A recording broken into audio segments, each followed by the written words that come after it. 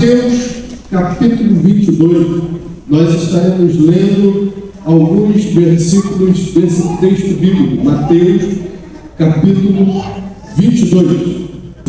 Assim nos diz a palavra do Senhor. Mateus 22, na tela está do versículo 4, mas nós vamos ler bem mais do que isso.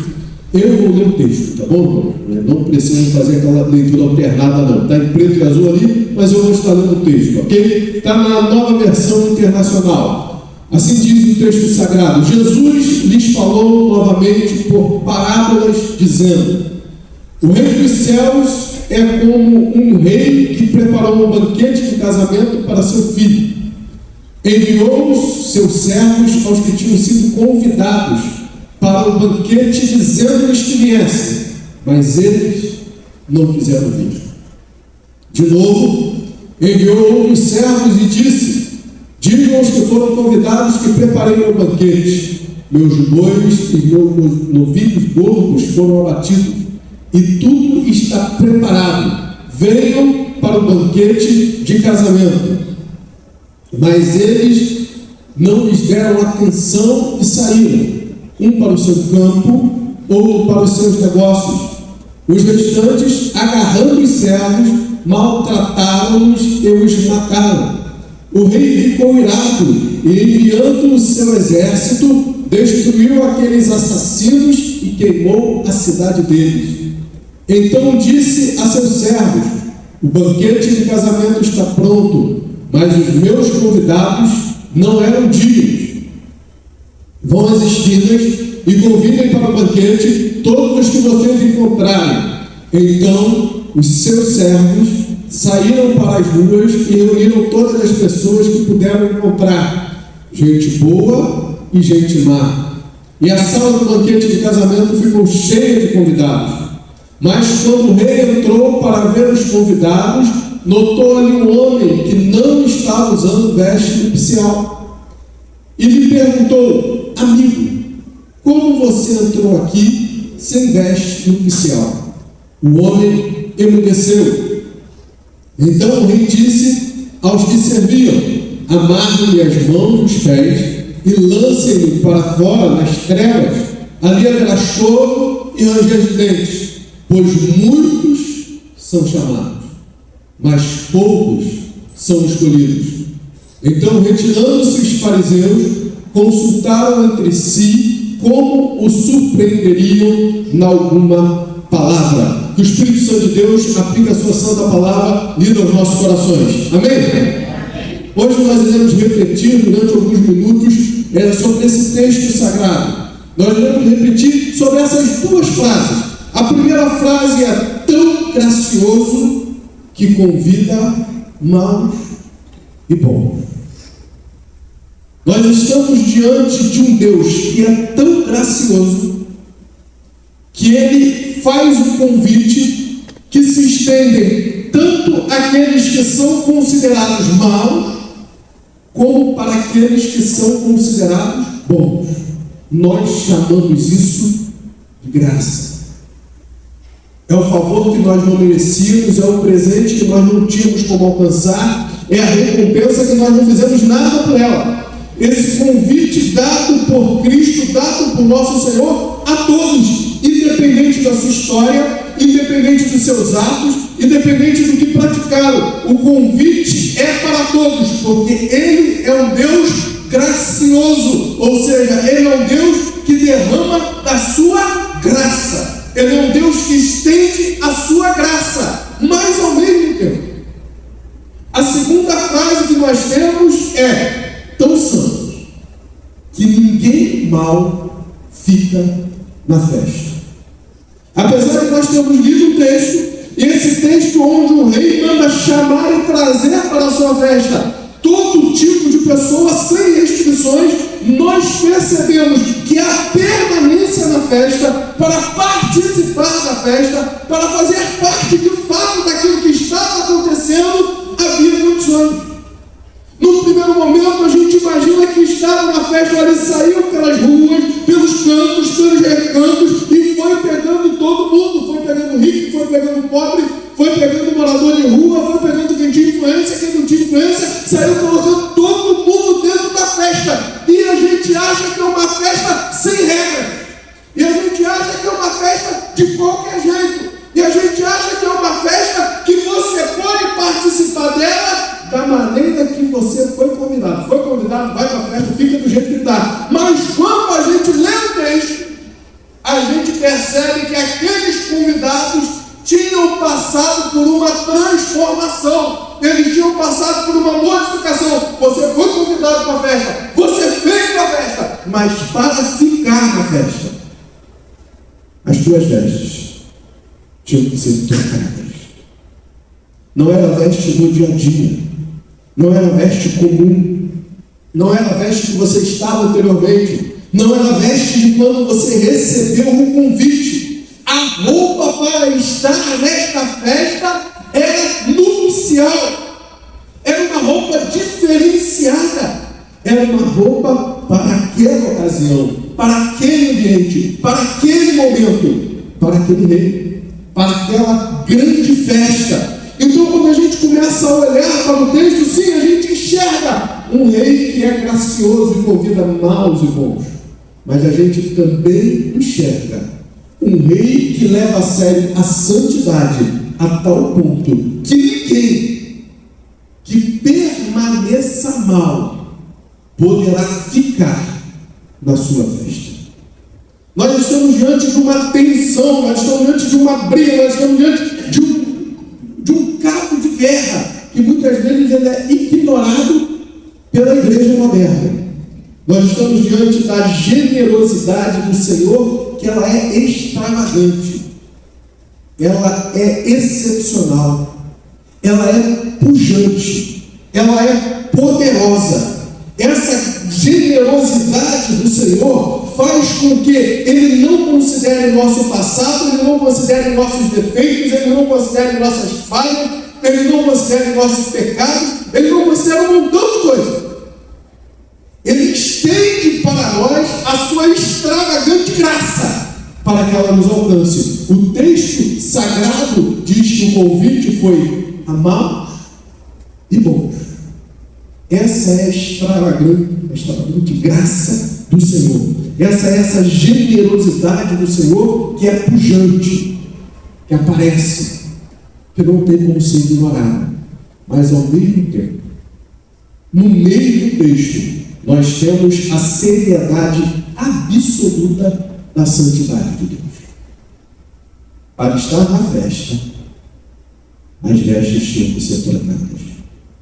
Eu acho que quando a gente fala de vestes, talvez um texto bíblico que venha à lembrança daqueles que estão na igreja há muito tempo, seja um texto bíblico que fala do sumo sacerdote ali diante do Senhor, e as vestes dele estavam sujas, e o diabo acusava ele. E naquela visão que o profeta tem, uma ordem é dada para trocarem a veste do sumo sacerdote. E aquelas vestes são trocadas por vestes limpas.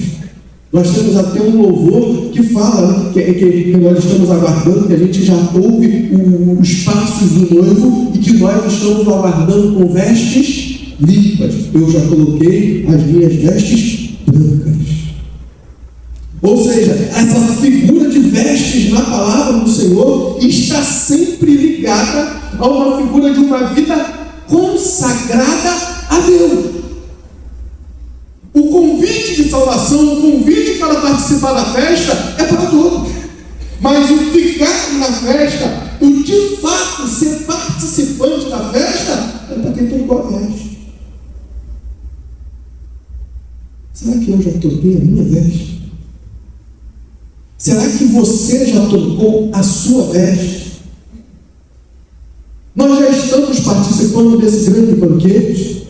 Nós já fazemos parte desse grande reino? Nós já estamos nessa festa? Se estamos, quando o rei passear pela festa, qual é as vestes que ele colocará em nós? Será que não seremos nós aquele que é encontrado no meio da festa com uma veste que não cabe ali, a ponto do rei perguntar: rei amigo, o que você está fazendo aqui? Como você conseguiu entrar aqui sem vestes, nupciais. E o rei olhar para os seus servos e dizer: retire ele daqui, amarrem as mãos, amarrem os pés e lance nas trevas exteriores. Lá haverá choro e ranger de dentes. A graça de Deus não anula a sua santidade. A graça de Deus não joga fora a sua justiça. Para participar desta festa é necessário vestes nupciais. Para que a gente consiga entender melhor esse texto, nós vamos para o contexto histórico dele. Nós vamos entender o porquê. A reação desse rei parece uma reação muito... A reação do rei não começa na festa. Vamos entender isso. A história que está sendo contada por Cristo Jesus, ela não começa na festa. A parte que nós destacamos até aqui é o ápice da história. É o meio da festa. É o banquete rolando. Mas ela não começa ali. Essa história que Jesus conta, essa parábola que Jesus conta, ela está dentro daquele contexto que está ali. Primeira coisa que a gente precisa saber: um momento de extrema tensão em Jerusalém. Nós estamos naquele período histórico em que já aconteceu a entrada triunfal de Cristo Jesus, ou seja, para nós, se fosse no nosso calendário, nós teríamos já passado por aquilo que nós chamamos de Domingo de Ramos, que é o domingo que antecede o domingo da Páscoa. Então vamos lembrar, se nós já passamos no Domingo de Ramos, isso significa que na sexta-feira Jesus será crucificado. Estou trazendo para o nosso calendário, ok? Domingo de Ramos, entrada triunfal de Jesus Cristo em Jerusalém. As autoridades estão ali. Quando Jesus Cristo entra em Jerusalém para viver a última semana de vida dele, ele começa agora um confronto direto e incessante contra a elite religiosa de Jerusalém. Então, a primeira coisa, ele está depois do Domingo de Ramos e antes da sexta-feira da crucificação. É nesse momento histórico que Jesus está. Ele está contando uma série de parábolas. Ele já purificou o templo. Já teve aquela confusão toda lá, ele já purificou o templo. E ele está agora em confronto direto contra os fariseus, os escribas, os saduceus, a elite religiosa, que é a elite que vai mandar crucificado. Então ele está em confronto direto contra aqueles que mandarão crucificado. Pelo menos que levaram ele para os romanos para que seja feita a crucificação. Talvez historicamente alguns reclamam quando eu digo, mandaram crucificar, eles não fizeram isso, foi Pilatos. No contexto geral, ele diz Jesus Cristo será crucificado porque eles levam para Pilatos. Lógico que a crucificação, uma punição e tal, tem o Império Romano, etc. e tal, mas no contexto, são esses camaradas que vão provocar isso.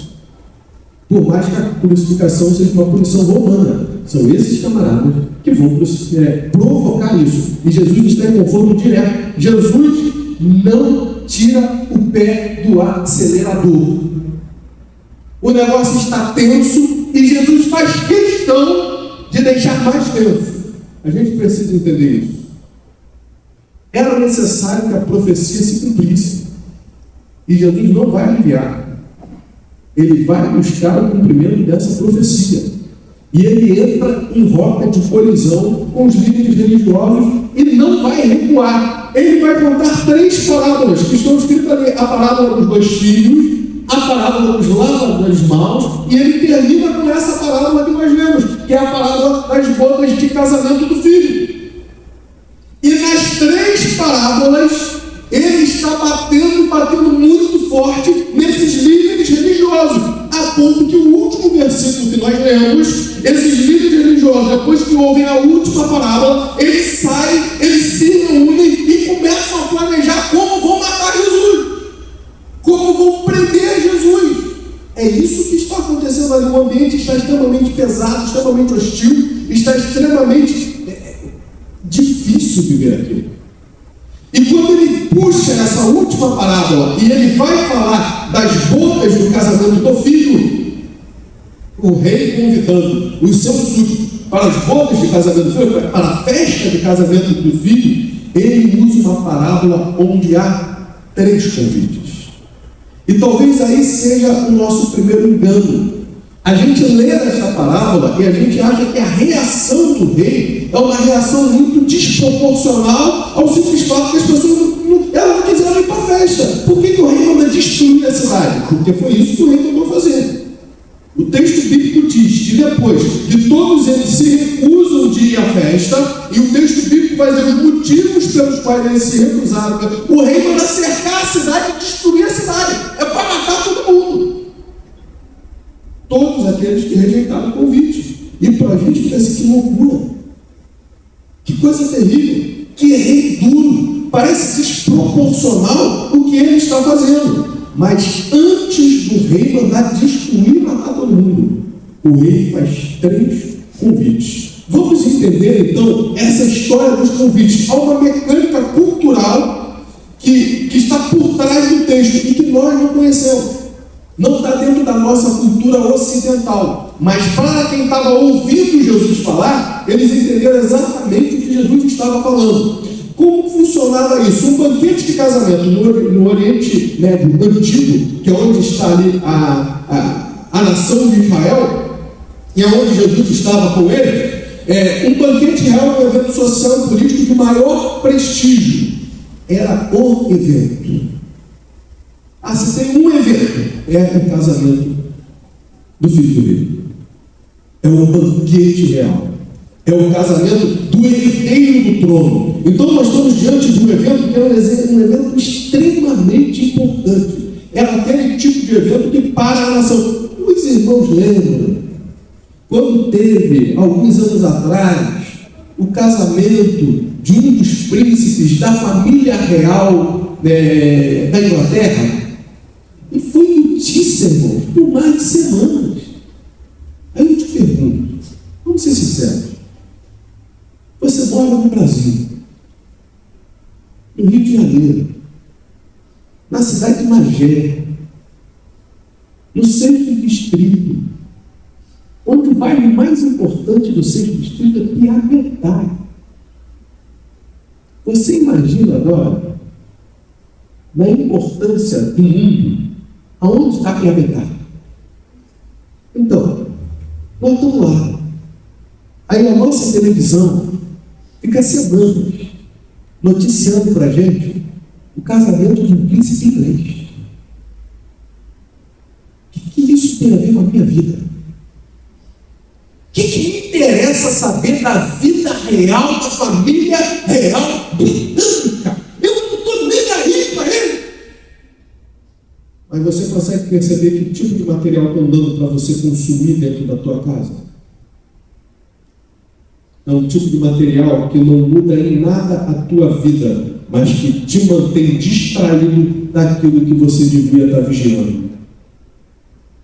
Tem coisa que devia estar sendo noticiada, que você deveria estar tomando conhecimento, que você deveria saber, até para não aceitar que façam contigo. Mas o que querem colocar para você assistir é novela. As notícias que vêm, eu já descobri, irmão Luiz, que todo lugar é a mesma notícia, porque tu toca de canal é sempre a mesma notícia. Não é possível que não tenha acontecido mais nada além daquilo. Mas estão te mantendo dentro de uma cela, querido. Dentro de uma caixinha. E você não pode sair dali. Então você precisa ser distraído com aquilo ali, porque enquanto tu está olhando para aquilo ali, tem um monte de coisa acontecendo lá, mas você está distraído com aquilo ali, enquanto um monte estão distraídos com o carnaval. Está acontecendo tanta coisa, mas tanta coisa, que são coisas que realmente vão impactar na nossa vida, e a gente não vê. Não nos é noticiado, não nos é dito, mas isso é só um parênteses. Aqui a ideia é a gente lembrar, é um evento que para tudo. A nação para assistir. É o casamento do filho do rei. Só que tem muita coisa em risco aqui. A primeira coisa que está em risco aqui é o trono. Você é rei de uma nação, seu filho vai casar, mas a elite daquela nação, o povo daquela nação, os influenciadores daquela nação não estão nem aí para o casamento. O que isso indica? Esse trono vai cair. Então, no mundo antigo, recusar o convite a desses não era falta de educação apenas, era uma declaração de rebeldia contra a soberania do rei. Quando o rei te convidava para um casamento e você dizia não, o rei sabia que ali tinha alguém que ele tinha que vigiar. Ali tem alguém que quer o poder real. Ali tem alguém que é um perigo para a dinastia. Ali tem alguém que pode trazer para dentro do reino uma rebelião. No entanto, esse convite era duplo. Pastor, mas eu estou falando de 3. Sim, mas o convite era duplo.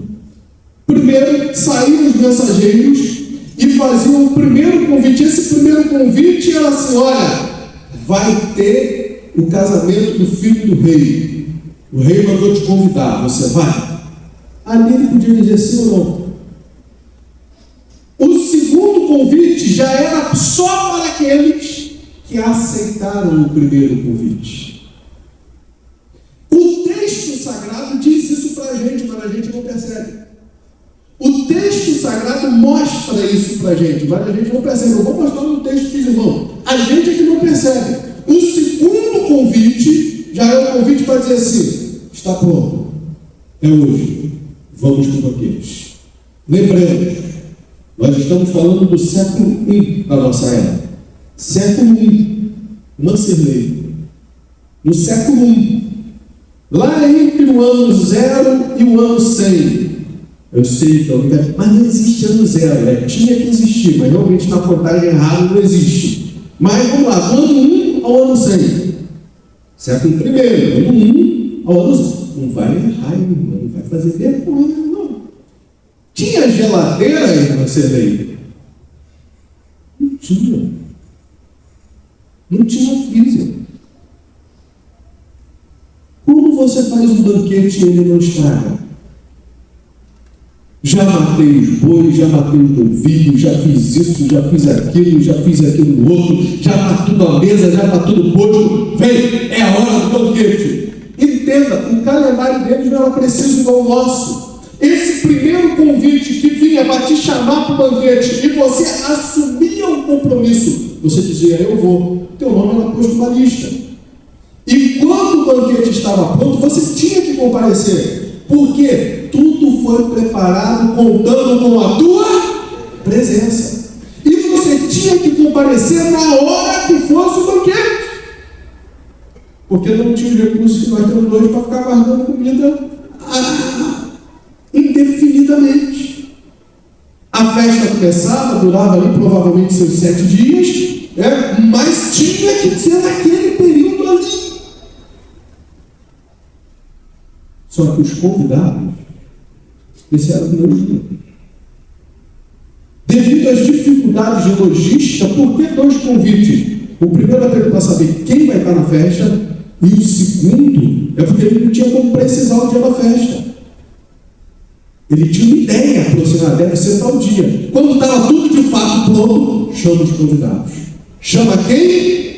Os convidados. Ele não diz, sai para convidar. Isso já foi feito.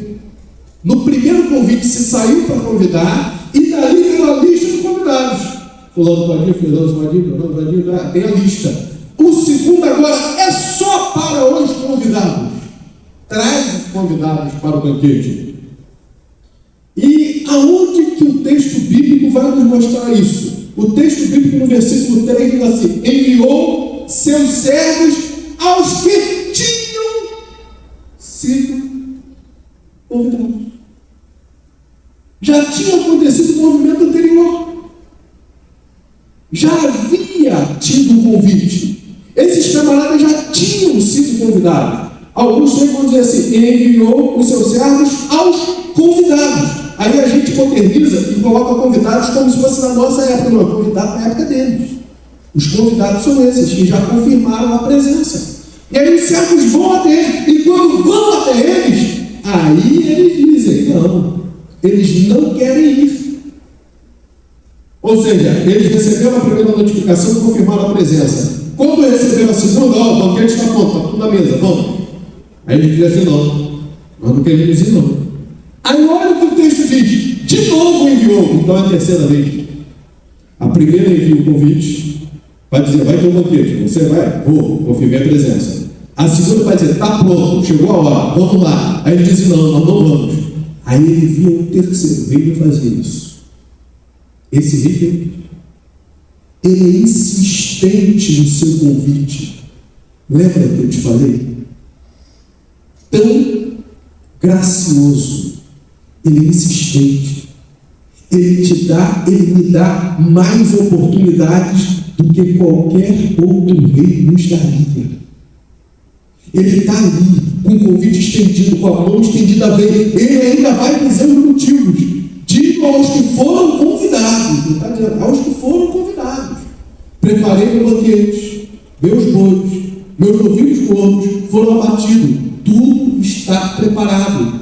Venham para o banquete. Chegou a hora, o que foi tratado, vocês têm que fazer. E eles insistem em não ir. E é só depois disso que o rei envia suas tropas e manda destruir aquela cidade. O que a palavra que Jesus está nos dizendo é assim: vocês têm um Deus que é paciente, vocês têm um Deus que é amoroso, vocês têm um Deus que insiste em ter vocês nesse banquete, nessa festa, mas vocês têm um Deus que também é justiça.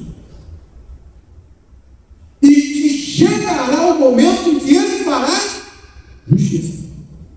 Chegará o momento em que o que foi tratado e não foi cumprido será cobrado.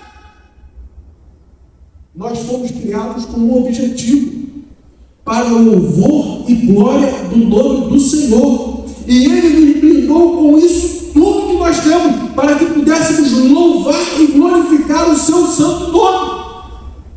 E quando nós não fazemos a nossa parte, Ele continua fazendo a parte dele. Ele continua nos sustentando. Ele continua nos protegendo. Ele continua. Se você está aqui hoje, é porque até hoje Ele continuou te dando um novo amanhecer. Quantos anos de vida você tem? Olha quantos novos amanhecer Ele deu para você no decorrer da sua vida. É Ele te sustentando, é Ele te dando. Se você pode estar aqui hoje, é porque você não depende de ninguém para vir para aqui hoje.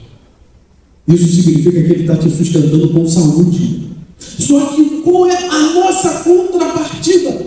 Eu conversava com uma serva do Senhor e eu dizia isso para ela: tá bom, eu entendo o teu questionamento. Por que você? Nós não pedimos. Eu não pedi para ser escolhido, eu não pedi para ser chamado, eu não pedi para... É verdade, eu não pedi para nada. Deus nos chamou, Deus nos escolheu, Deus nos separou. Apesar de nós não termos pedido. E a gente dirá: eu não tenho compromisso com Deus, eu não pedi nada disso, eu não quero nada disso. Então por que Deus tem que ter compromisso de me sustentar cada dia se eu não tenho compromisso com Ele?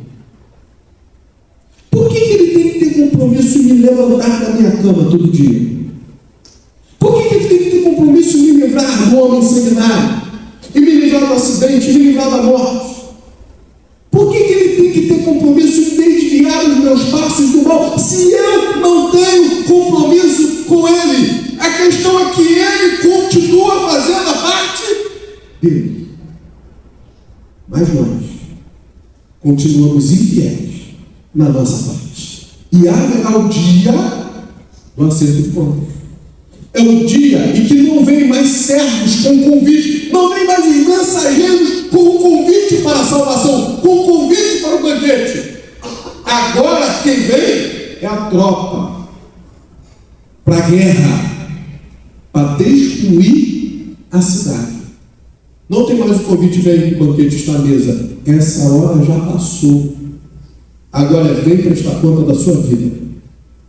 Vem dizer o que você fez.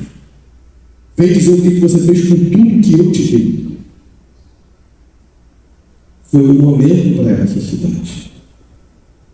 Estamos diante de um Deus que é paciente, que é amoroso, que tem a sua generosidade extravagante, mas que leva a sério também a sua justiça e o acerto de contas.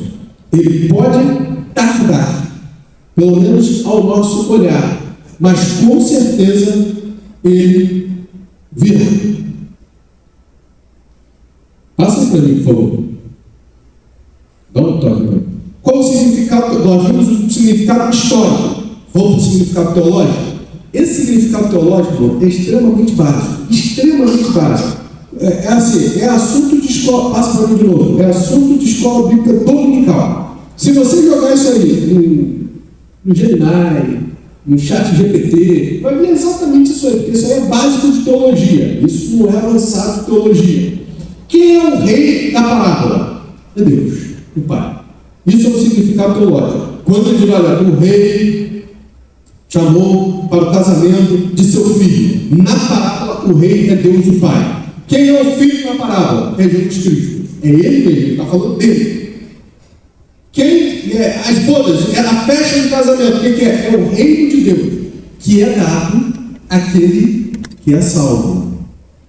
O reino de Deus, que pertence, a festa pertence àquele que é salvo. Muitos são chamados, poucos escolhidos. Ok? Primeiros convidados, quem são os primeiros convidados que rejeitam? Na parábola, os convidados que rejeitam é Israel. Em especial ali, ele está batendo nos líderes religiosos. Porque os líderes religiosos, eles não só rejeitam, como eles impedem que outros aceitem. A gente vai ver o que vai acontecer no decorrer, principalmente quando a gente lê ali o João e Atos. A gente vai ver o que acontece com aqueles que recebem Jesus. São expulsos de sinagoga e vai por aí afora. A gente vai ver como eles são perseguidos, são mortos e vai por aí afora. Então, os líderes religiosos não só não aceitam, como também impedem outros de aceitarem. Quem são os servos? Os servos, os mensageiros, são os profetas. No futuro próximo, no futuro do momento que ele está pregando, que ele está contando a palavra, vão ser também os apóstolos e os discípulos. Até ali são os profetas, eles são os mensageiros. A destruição da cidade, lembra que ele fala, até que o rei envia os seus e destrói a cidade, é uma profecia para aquilo que aconteceria ali em torno do ano 70, quando o Império Romano iria dizimar a cidade de Jerusalém. Os convidados da estrada, vai pela estrada, pega o bêbado, pega o beatriz, pega isso, pega aquilo, encham a minha casa. É a graça sendo ampliada, é uma graça que não está restrita ao povo de Israel mais, ela se estende aos gentios. Então, quando a gente lê ali no texto falando dos bêbados, os que estavam pelos cantos das ruas, os mendigos, somos nós. Jesus está falando de mim e Jesus está falando de você. Nós que recebemos esse convite posterior, esse convite ampliado para participarmos do reino do Senhor. Quando ele fala das vestes nupciais, ele está falando dessa justiça de Cristo e dessa transformação de vestimenta, de vida, que vem através da conversão. Daí a gente fazer aquela relação com as vestes brancas. Eu já coloquei as minhas vestes brancas. E esse é o significado teológico da palavra. Tão gracioso que convida maus e bons, mas tão santo que ninguém mal fica na festa. Eu vejo 3 grupos. Quando eu li esse texto hoje, eu vi claramente 3 grupos saltando desse texto. E ficou uma pergunta no meu coração: qual é o meu grupo? Será que eu estou em algum desses grupos? Há um convite feito por esse Deus que é gracioso. Esse convite a mãos é bom, restrito, alcança todo mundo. Me alcançou. Eu que estava pelas ruas, eu que estava pelos campos, eu que era mendigo, eu que não tinha condições, eu que nunca conseguiria estar nesse banquete. O convite para a festa me alcançou. Qual é a minha reação diante deste convite? O primeiro grupo que eu enxergo, passa para mim, por favor. O primeiro grupo que eu enxergo, os que não fazem caso.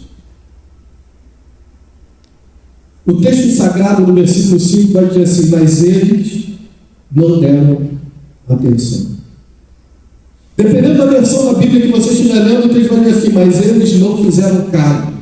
Eles receberam o convite, mas eles estavam muito preocupados com o seu campo e os seus negócios.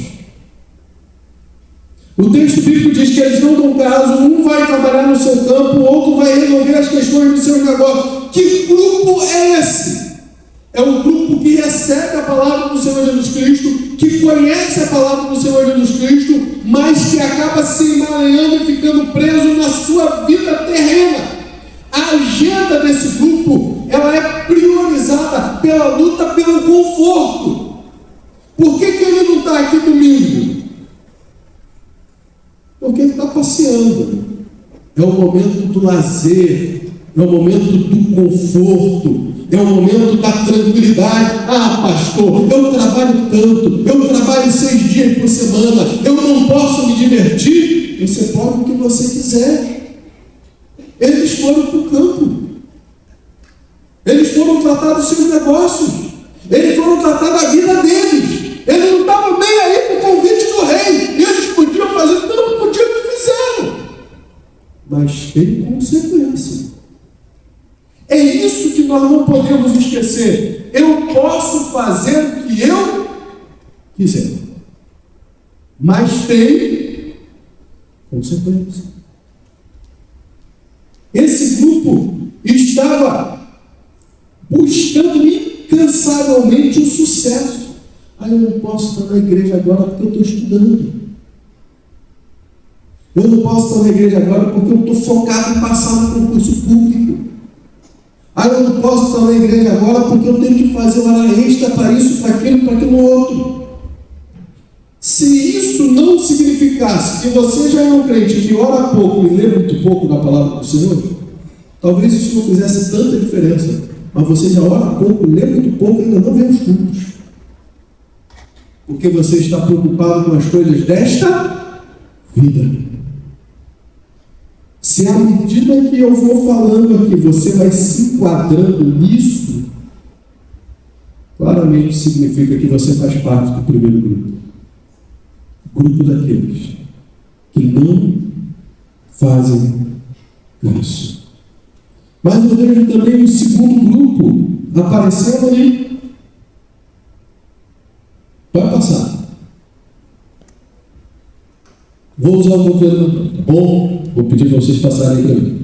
O segundo grupo, os que rejeitam e atacam com violência. Querido, deixa eu te dizer uma coisa. O primeiro grupo, ele agiu com indiferença. Indiferença também é pecado. Indiferença também leva para o inferno. Indiferença é um tipo de desprezo à palavra do Senhor. Se você prioriza sua carreira, seu emprego, seu empenho, seu conforto, e não o Senhor, você está no primeiro grupo. Mas tem um grupo que é pior ainda. É um grupo que reage com violência, eles rejeitam, né? Eles atacam. É aquele camarada que tu chega assim para ele e diz assim: que Deus te abençoe. Ele diz assim: eu não sou da tua religião não, viu? Percebe a agressividade? Percebe que já parte a uma agressão. Você não falou de religião. Você derivou bênção para ele. Mas ele já bateu a porta na sua cara com violência. Mas esse grupo não para aí, agarrando os servos, maltrataram o noivo. E alguns desse grupo vão além. mata. Dá um toque aí para mim, por favor. Característica deles: hostilidade direta e veemente aos mensageiros. Eles usam a intimidação. Eles não podiam rejeitar o convite do rei, porque eles sabiam o que ia acontecer. Então eles matavam o servo do rei. Hoje, como essa intimidação acontece? Processos judiciais. Você não pode falar isso. Você não pode pregar isso, você não pode pregar aquilo, você não pode pregar aquilo outro. Se você pregar isso, é sei lá o que, fobia. Se você pregar aquilo, é intolerância, sei lá o que. Se você pregar aquilo outro, é isso e aquilo outro. Você não pode pregar nada. Porque se você pregar, te processo, intimidação, são aqueles que rejeitam e atacam com violência para impedir que os mensageiros continuem levando a mensagem do Senhor. A mensagem do rei, eles não querem receber, eles te forçam a não pregar. Eles não reagem só com processos judiciais, eles criam uma cultura negativa sobre o rei e sobre o seu reino. Ei, quantas reportagens negativas sobre evangélicos? Eles conseguiram criar o traficante evangélico. Como assim? Qualquer pessoa sabe que não existe. É impossível. Mas eles rotularam. Eles sabem que o comportamento de qualquer traficante não tem nada com o comportamento de um evangélico, salvo por Cristo Jesus. Mas eles rotulam a gente. Ei, todo pastor na língua deles é ladrão. Só quer disso. Só quer o teu dinheiro. É o teu dinheiro. Você é pouco porque você dá dinheiro. Qual é a religião que não tem oferta? Oferendas e vai por aí afora. Por que só o evangélico é atacado? A propaganda sempre negativa contra a igreja e contra os seus líderes. Isso é o grupo que rejeita e ataca com violência os mensageiros do Senhor. Quem são os mensageiros do Senhor? Quem são? Somos nós. Eu e você. Uma outra forma de intimidação em alguns países: prisões e até mesmo assassinatos. Nós já ouvimos aqui testemunhos de missionários que vieram do campo e que falaram com todas as letras que lá quem se converte pode ser morto até pelos próprios familiares. Esse é o grupo que rejeita e ataca com violência a igreja de Cristo Jesus. O último grupo, põe para mim, por favor. Os que banalizam. Pode colocar para mim. Em alguns casos, presta atenção, o rei está andando na festa e o rei encontra ali alguém sem as vestes do piciário. E talvez você pense assim: cara, mas ele não chamou os pobres, as meretrizes, os mendigos, os que não tinham nada. Como é que ele está cobrando vestes do piciário? Se esses caras não tinham nada, como é que ele não tem dinheiro para ter vestes do piciário? Só que em alguns casos o rei fornecia a veste do piciário. O rei fazia um convite, o rei dava um banquete e o rei ainda fornecia a veste. Presta atenção, todos que foram convidados, esses últimos, estavam na mesma condição. Só um não tinha veste. Não é uma questão financeira.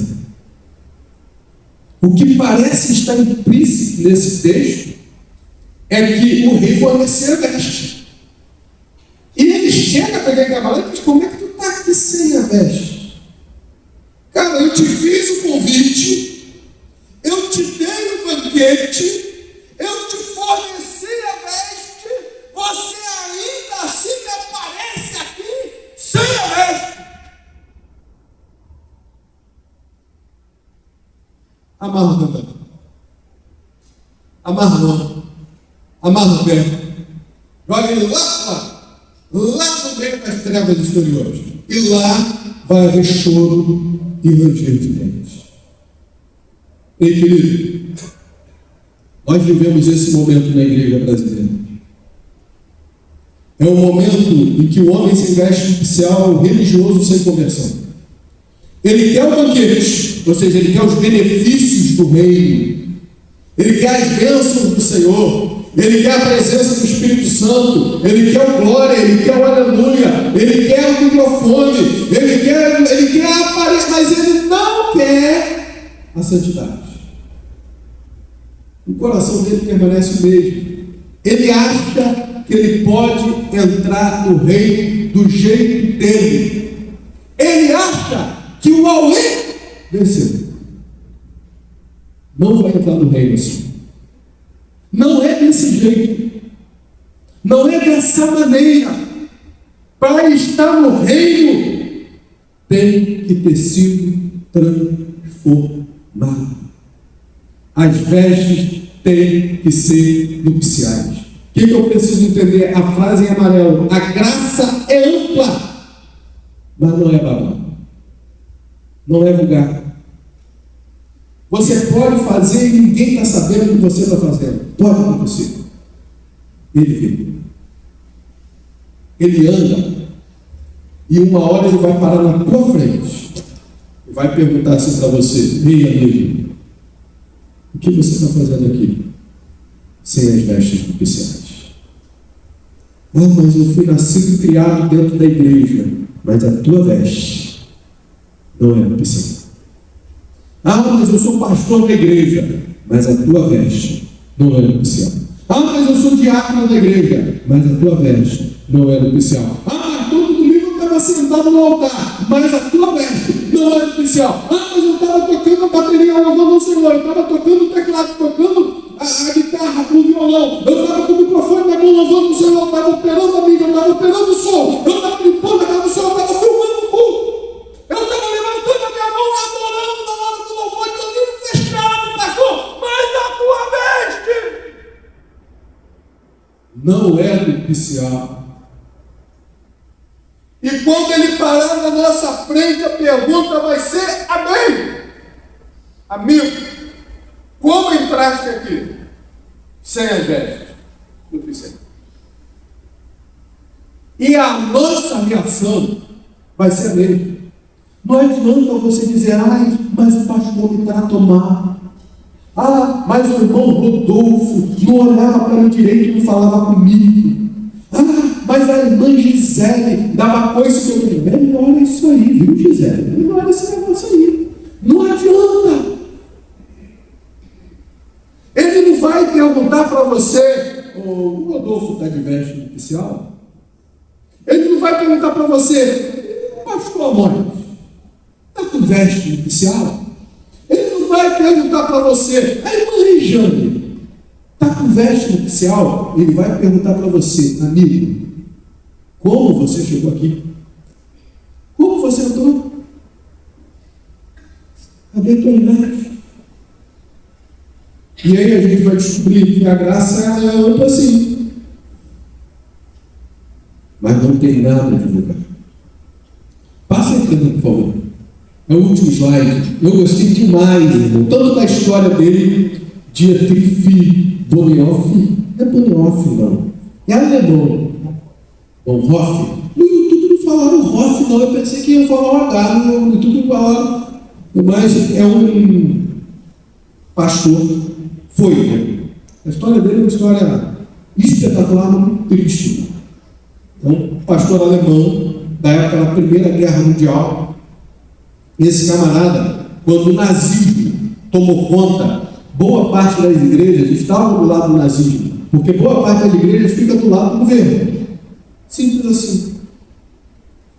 Mas ele fez parte de um movimento que era contra o nazismo. E por causa disso ele foi preso. E faltando semanas para acabar a Primeira Guerra Mundial, faltava semanas, ele foi enforcado num campo de concentração. Ele morreu em 1945. 1945 é o ano que acaba a Primeira Guerra. Ele foi enforcado ali, próximo do término dessa guerra. Ele, nos seus escritos e nas suas cartas, ele apresentou e combatia aquilo que é chamado na teologia de graça barata. O que é a graça barata? É aquilo que você vê sendo cantado hoje aí por algumas pessoas. Aquilo ali é graça barata. Venham todos, venham para a festa, venham para o banquete, fica aqui no banquete. Graça, mas por que ela é barata? Não exige vestes nupciais. Você entra para o banquete, mas você fica meio do jeito que tu estava. Só que a graça da Bíblia, você entra no banquete, mas tem que estar com vestes nupciais. Não adianta pregar a graça barata, tem que pegar a graça que é da Bíblia. E ele combatia a graça barata e ele dizia o seguinte: a graça barata é a pregação do perdão sem arrependimento do pecador. Tem que arrepender. E o arrependimento naturalmente me levará à transformação. Arrependimento sem transformação é remorso, não é arrependimento. Arrependimento sem transformação é sentimento de culpa, não é arrependimento. Arrependimento levará necessariamente à conversão. O arrependimento é o start, é o ponto inicial da conversão. Eu me arrependo, e quando eu me arrependo, eu quero essa mudança. Eu necessito dessa mudança. Eu necessito trocar roupa, porque eu me arrependi. Eu começo a me sentir sujo. Eu começo a pecar, e o pecado me faz mal. Eu não quero mais. Eu pego o olho no espelho e meu Deus do céu, eu não posso fazer mais isso, eu não vivo mais essa vida. Você quer mudança. Isso vem do arrependimento. Ele diz graça barata. O cara prega perdão lá, Deus perdoa. Mas ele não diz para Deus perdoar, tu tem que se arrepender. Não haverá perdão se não houver arrependimento. Ele vai dizer que a graça barata é o batismo sem a disciplina eclesiástica. Ah, eu batizei, mas eu vivo dentro da igreja, eu faço o que eu quiser dentro da igreja.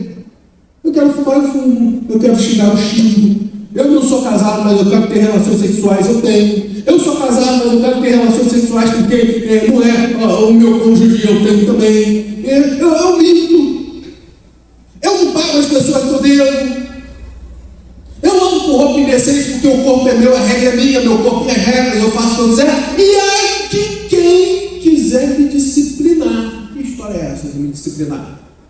Está pensando que é quem? É o que ele está falando. Isso é graça barata. É um batismo sem a disciplina eclesiástica. Você até está na igreja. Você não vai ser excluído. Mas no céu você não vai entrar. O que adiantou estar aqui? Eu vou dizer, é bobo. Vai logo para o mundão então e vive tudo que tu quer viver. Porque tu vai para o mesmo lugar, querido. Ou você entende que é uma graça transformadora. Eu tenho que ser transformado. Eu tenho que deixar o velho homem morrer. Eu tenho que deixar o Espírito Santo me mudar. Ou então vai para o mundão, cara. Tu está perdendo tempo aqui. No final da história, o resultado vai ser o mesmo.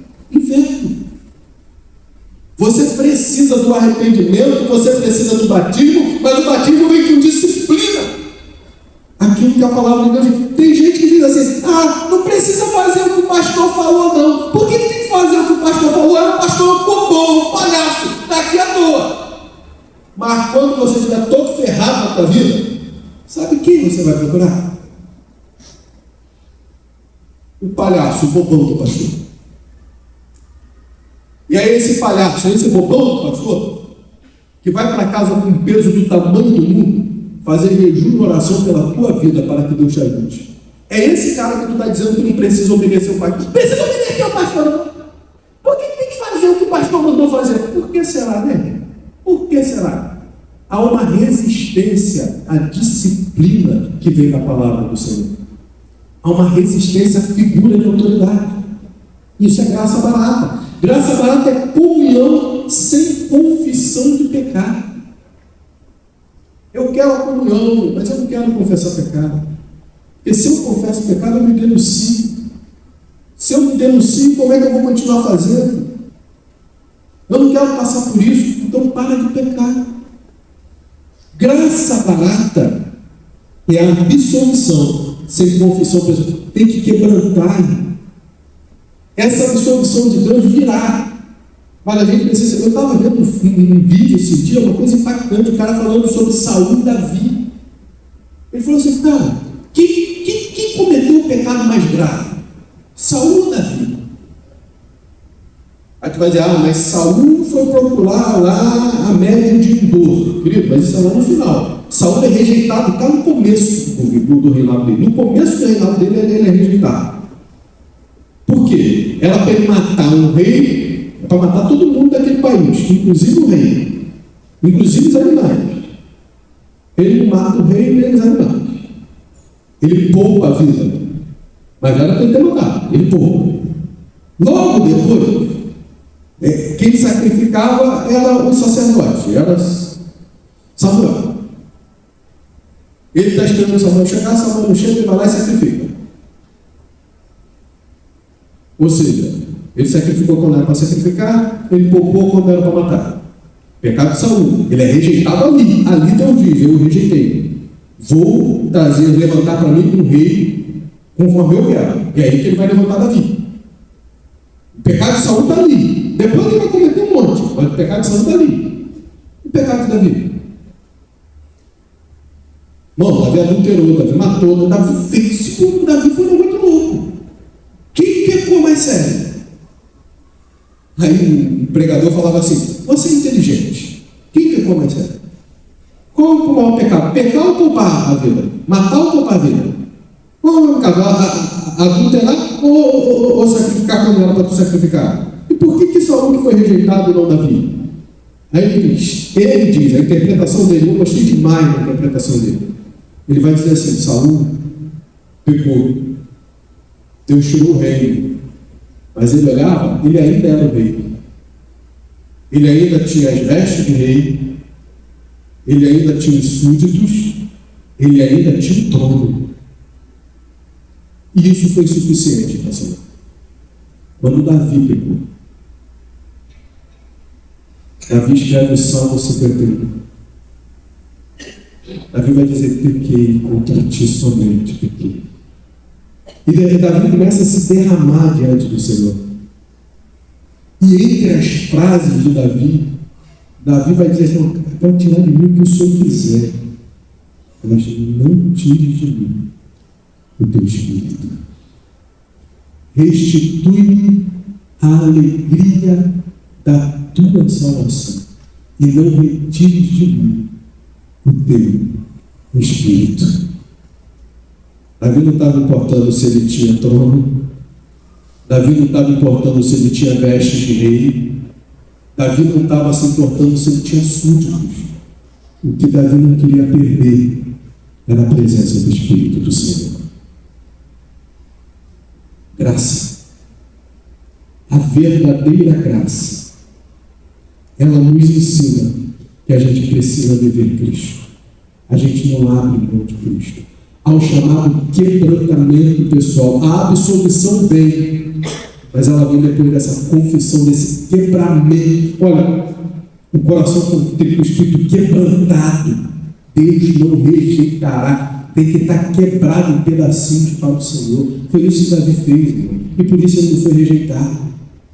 É a graça, Marcelo. Ela não é barata. Ela não é de qualquer jeito. A graça traz isso tudo. Ele encerra a frase dele dizendo, a graça barata é graça sem discipulado. É graça sem cruz. É graça sem Jesus Cristo vivo e encarnado. A graça é aquela que Paulo nos ensinou. Não vivo, pois, mais eu, mas Cristo vive em mim. Tão gracioso mas tão santo. Que a gente lembre disso ao sair daqui nesta noite. Nós servimos um Deus que é o Deus da graça, mas nós servimos um Deus que é também o Deus da santidade. Que o Espírito Santo de Deus continue falando aos nossos corações. Amém?